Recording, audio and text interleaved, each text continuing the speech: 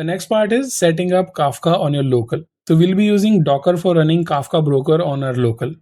Now first you need to create a Kafka properties file just like this. So here we have few properties like process.roles, node ID, controller, quorum voters, listeners, and few other properties. Here we'll be using one of the Kafka versions which will not have zookeeper in place. So in the latest versions of Kafka, it uses craft mode where a separate zookeeper is not required. So in this configuration, if we see, we have values like process.roles. This will define that what jobs that Kafka server will do. In the craft mode, a node can be a broker that stores and serves the data and a controller that manages the metadata and cluster state.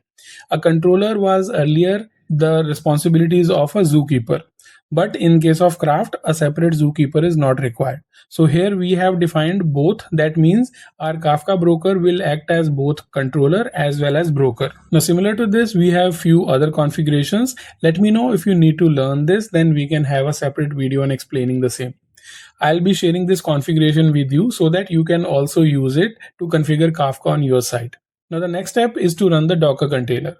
For that, the command is docker run. That will be used to run a new Docker container. Then we are using -d that will run it in a detached mode, which is, we can say, in the background.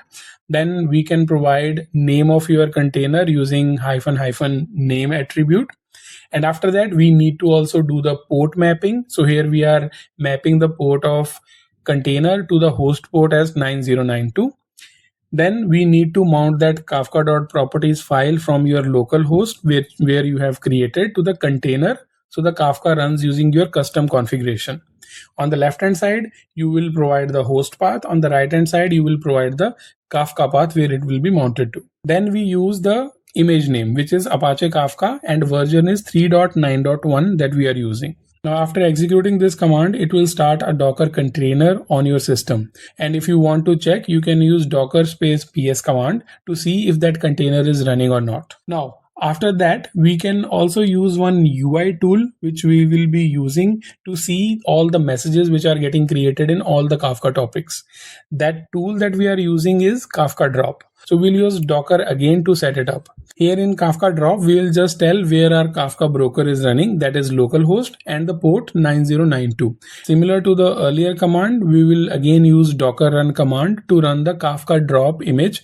Now after executing this Docker command to run the Kafka Drop container, we can access its UI from localhost /9000 port. Now here we can see the Kafka broker and UI both are up. Now let's start all of our services in the next part.